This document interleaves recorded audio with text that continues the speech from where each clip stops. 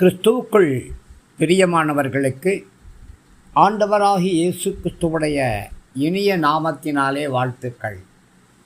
இதனாலின் தியானத்திற்காக நாம் எடுத்துக்கொண்ட வேத பகுதி சங்கீதங்களின் புஸ்தகம் 138வது சங்கீதம் 3வது வசனம்.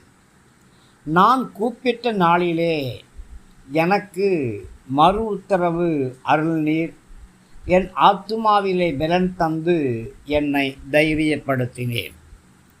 பிரியமானவர்களே, நாம் கர்த்தரை நோக்கி ஜெபிக்கும் பொழுது, வேண்டுதல் செய்யும் பொழுது, விண்ணப்பம் பண்ணும் பொழுது 3 காரியங்கள் நடக்கிறது.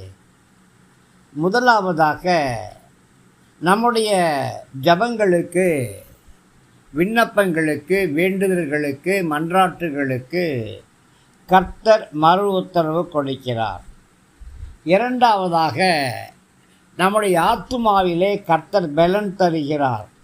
மூன்றாவதாக, நம்மை கர்த்தர் தைரியப்படுத்துகிறார். பிரியமானவர்களே, துன்பங்களும் வேதனைகளும் உபத்திரவங்களும் தாவீதுக்கு உண்டானது போல நமக்கும் உண்டாயிருக்கலாம். அதையெல்லாம் நினைத்து பார்த்து தாவீது அதற்கு ஒரே வழியாக கர்த்தரை நோக்கி கூப்பிடுவது மாத்திரமே தெரிந்து கொண்டார். பிரியமானவர்களே, தாவீதைப் போல நாமும் நம்முடைய சோதனைகளிலே, வேதனைகளிலே, நம்மால் தாங்கிக் கொள்ள முடியாத காரியங்களிலே எல்லா காரியங்களையும் கர்த்தரிடத்திலே வைத்துவிட வேண்டும். அப்பொழுது கர்த்தர் நம்முடைய ஜெபங்களுக்கு பதில் கொடுத்து நம்முடைய ஆத்துமாவை பலப்படுத்துவார். அப்பொழுது கர்த்தரை பற்றி கொள்ளக்கூடிய விசுவாசம் நமக்குள்ளே உறுதியாக இருக்கும். கர்த்தர் நம்முடைய ஆத்துமாவிலே சந்தோஷத்தை கொடுப்பார், சமாதானத்தை கொடுப்பார், ஆறுதலை கொடுப்பார். பிரியமானவர்களே, நாம் கர்த்தரை நோக்கி கூப்பிடும் பொழுது அவர் நமக்கு மறு உத்தரவு அருளுகிற வரையிலும் நாம் பொறுமையாய் காத்திருக்க வேண்டும்.